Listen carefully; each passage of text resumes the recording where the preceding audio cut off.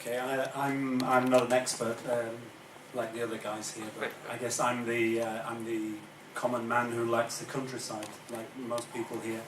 I've been in Hong Kong about 17 years, but I didn't really find out about the country parks for the first 10 years. I was just working away in Central, Causeway Bay, Mong Kok, and then I got into running, and shortly afterwards I met KK, and he showed me the new territories.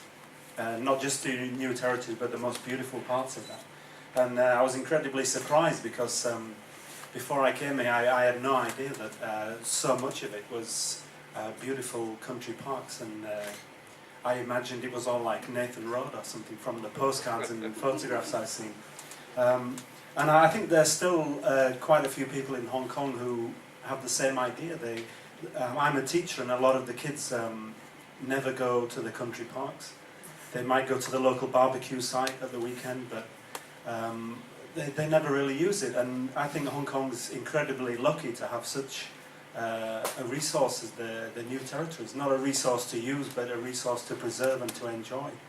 And I think that the only way for us to keep that is to actually do something, to look after it, and not just sit back and think, well, it will always be there, because unless everybody actually does something positively, it will slowly disappear. Bit by bit will get eaten up. And this is probably just like the first few bites from the countryside, and slowly, if nothing happens, those areas will get larger and larger, and the developments will get bigger, and it will slowly disappear. Besides running, I've also been involved in organising races, and part of that involves getting permits from AFCD, from the police, from the water supplies department, and it's quite complicated, and I accept that, because of course you don't want people going off and doing all sorts of things without keeping a check on that. But this means I'm incredibly surprised by how easy it seems to have been for people to get diggers and things to a place in such a remote location. Sometimes in races I've applied for permits to allow me to take water to a water stop on a race, just to help people halfway around a race.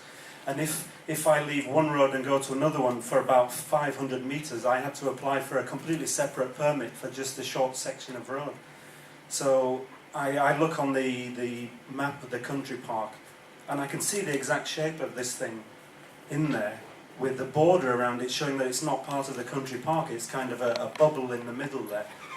But you can't possibly get to that without crossing the country park. So how can you get such a huge digger like that into this area without crossing the country parks? Don't ask for a permit. Yeah. Don't ask. Yeah, I guess so.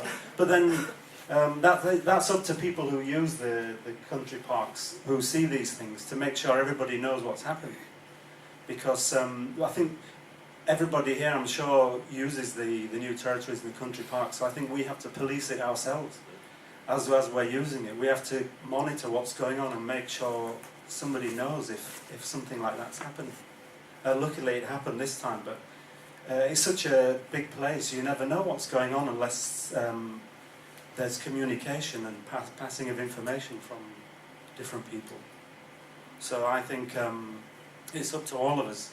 There's not many in this room, but this is the start. I mean, some people said the groups like WWF will be announcing this other information, and I think that's the key to it really, is accessing and spreading the information so everyone knows what's going on and is aware of the problems and the dangers, so that we can all work together.